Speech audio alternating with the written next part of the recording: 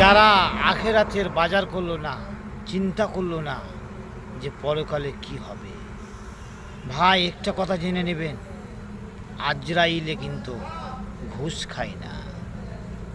আজরাইলে ভাই কিন্তু ঘুষ খায় না, জেনে রাখবেন। আজরাইলে ঘুষ খায় না, আর কাফনের কিন্তু পকেট হয় না ভাই। আমার একটা সুন্দর গাড়ি আর বাড়ি এর পিছনে পড়ে রয়েছি, এখনই যদি বলি যে এই আমার সুন্দর বাড়িটা নিয়ে নাও, এই গাড়িটাকে নিয়ে চলে যাও, কিন্তু আমাকে একটু সময় দাও, আজরাইলের কথা শুনবে না। অতএব সাবধান, সতর্ক, আপনি সৎ পথে চলুন, ভালো কাজ করুন, আখেরাতের জন্য কিছু ভাবুন, কিছু করুন। বলা তাজার শাশু, গোয়েন্দাগিরি করো না, মানুষের পিছনে লেগে থেকো না। তুমি মানুষের পিছনে লেগে থেকে তুমি নিজেকে বরবাদ করে দিও না, তুমি নিজেকে বরবাদ করে দিও না। কারণ তোমাকে নিজের হিসাব তোমাকে নিজেকে দিতে হবে ভাই।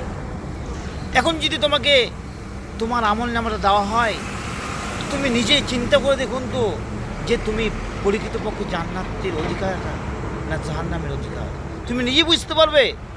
আজকে ফজরের সালাত কায়েম করেছো? আজকে সারা দিনটা কিভাবে কাটালে? নামাজ পড়েছো?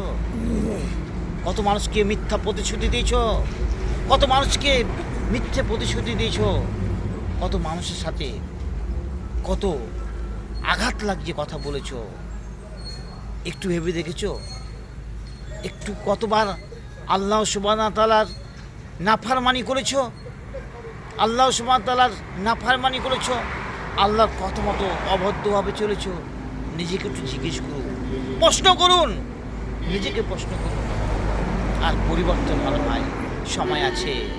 কারণ মৃত্যু আসার আগে পর্যন্ত আপনার সময় রয়েছে ক্ষমার। কতক্ষণ পর্যন্ত? যতক্ষণ পর্যন্ত পশ্চিম আকাশে সূর্য উদিত না হয়েছে, ততক্ষণ পর্যন্ত আপনার ক্ষমার দরজা খোলা রয়েছে। যতক্ষণ পর্যন্ত আপনার ঘাড়ি না উঠে গেছে, মানে মৃত্যুর আর আশা নেই, জীবিতর আশা নেই, আর বেঁচে থাকতে পারছেন না, ঘরে চলে এসছে। আর ফেরাউনও লাস্টে বলেছিল যে আমি রবের প্রতি ঈমান নিয়েছিলাম। সেরকম অবস্থা আসার আগে পর্যন্ত আপনার ক্ষমা রয়েছে ভাই। এখনো তওবা করে ফিরে আসুন, পরিবর্তন করুন নিজেকেই। আর মানুষের সাথে মানুষের দোষ ত্রুটি নিয়ে উদ্ঘাটন করো না, আগে নিজে বাঁচো। আল্লাহর কাছে কি জবাব দেবে একটু ভেবে দেখেছো?